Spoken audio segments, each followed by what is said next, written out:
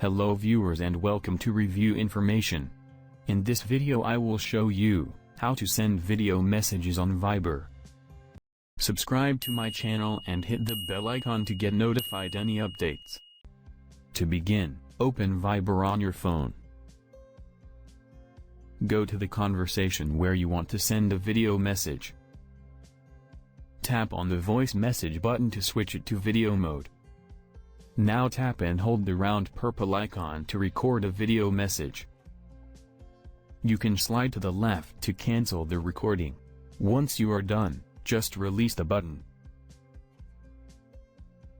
And the video will automatically be sent to the recipient. At the chat interface, you can play the video message by tapping the play icon.